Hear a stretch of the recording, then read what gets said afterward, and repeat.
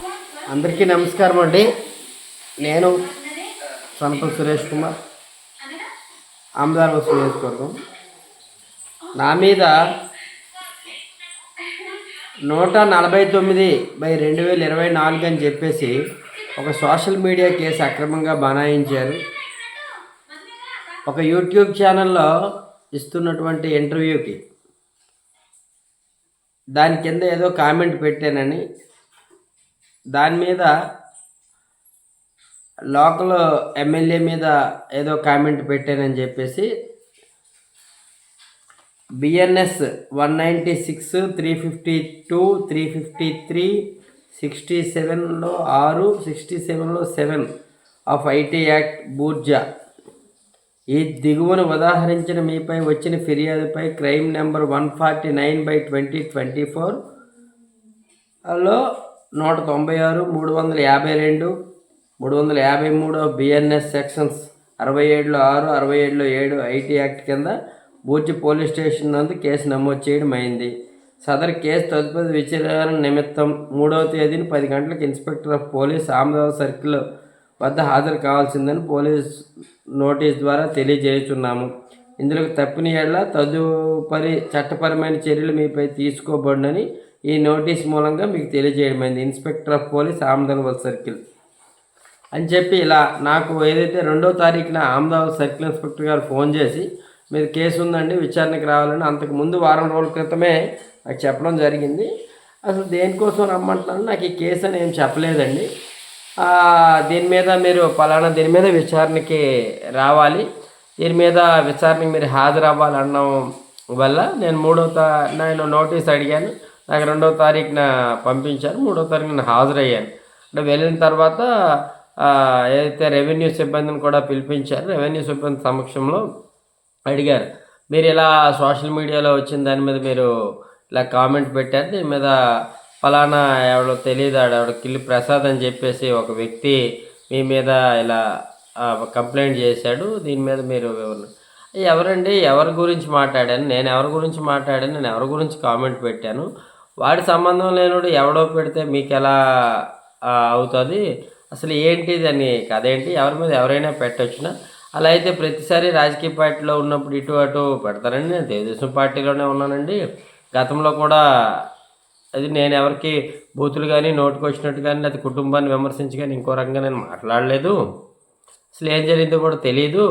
అవతల వ్యక్తి ఏదో మైక్ దొరికినప్పుడు ఆయన మీద వీళ్ళ మీద ఏదైనా మాటలో గట్టిగా మాట్లాడితే ఆ టైంలో ఎవరికైనా ఉద్దేశించని ఉన్నప్పుడు దీని మీద దేని నుంచైనా పెట్టవచ్చు తప్ప ఒకరి మీద తప్పుడు మాటలు తప్పుడుగా కుటుంబాన్ని లేకపోతే ఇంకో రకంగా అనాల్సిన అవసరం నాకేం లేదని అలాగే వివరణ ఇవ్వడం జరిగింది.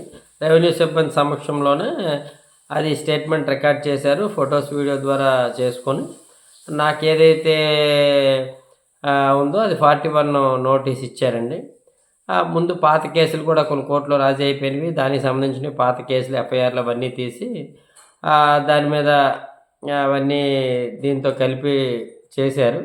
కానీ విచారణలో హాజరు తప్పకుండా నోటీస్ ఇచ్చారు కాబట్టి హాజరు అవ్వాలి కాబట్టి హాజరయ్యాము, దాని మీద చేశారు. ఇటువంటి తప్పుడు చర్యలు తప్పుడుగా కామెంట్ పెట్టినప్పుడు చేసినప్పుడు మరి పొలిటికల్గా ఉన్నప్పుడు పార్టీ ఏదైనా అవ్వచ్చు, నాయకులు ఏదైనా అవ్వచ్చు, ఎవరైనా అవ్వచ్చు, మరి మీరు మైక్ దొరికినప్పుడు మాట్లాడేవన్నీ నిజాలా? మరి మీరు ఎవరికి ఏదైనా గంజాయి అమ్ముకున్నాడు లేకపోతే కారులో అది చేసుకున్నాడు లేకపోతే ఆడు డమాబుస్సు లేకపోతే ఈడి స్థాయి ఏంటి, ఈడు పనికి మాలినోడు, అలా ఉద్యోగస్తుడేవుడు, అలా ధనంజయ రెడ్డి తీసుకెళ్ళిపోతాడు, ఇచ్చేస్తాడు అని ఎమ్మెల్యే మాట్లాడినప్పుడు మరి అవతల వ్యక్తిలో కామెంట్ పెట్టినప్పుడు కేసు పెట్టుకునే వ్యక్తి మరి నువ్వు ఎవరి మీద మాట్లాడేటప్పుడు నువ్వు వెనక ముందు ఆలోచించుకొని మాట్లాడతావా?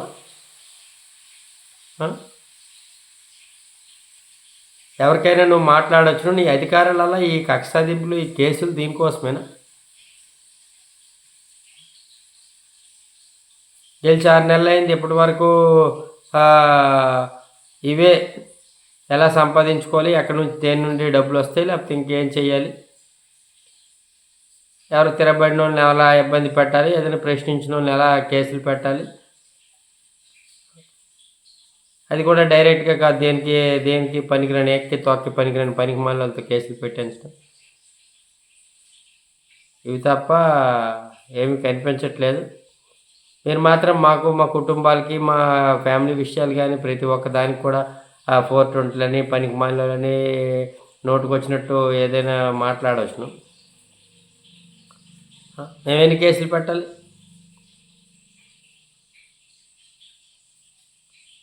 దీని మీద రెండుదయిందండి. మరి అదే పరిస్థితి ఆ కేసు తలుది. దాని గురించి కూడా మీడియా ప్రతినిధులు కొందరు పోలీసు వాళ్ళకి ఫోన్ చేసి అడగడం జరిగిందంటే నాకు కూడా ఇప్పుడు అడుగుతున్నారు. ఆ ఫోన్ లేకపోవడం వల్ల దీని మీద ఇది పెట్టలేకపోయాను.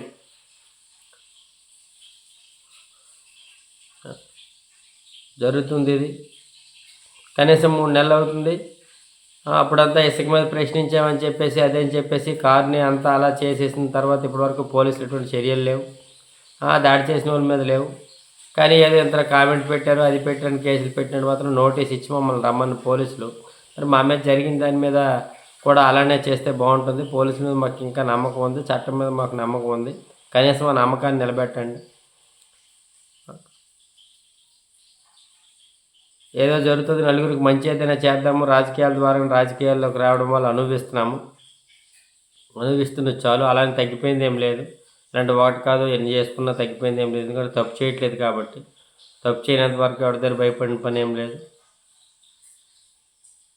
ప్రజా సమస్యల మీద ఎప్పుడు పోరాటం చేస్తూనే ఉంటాము. ప్రజా సమస్యల మీద ప్రశ్నిస్తుంటాం. మీడియాని కూడా కొంచెం విస్తరింపచేసి ప్రతి క్షణం ప్రజా సమస్యల మీద పోరాటం చేస్తాం.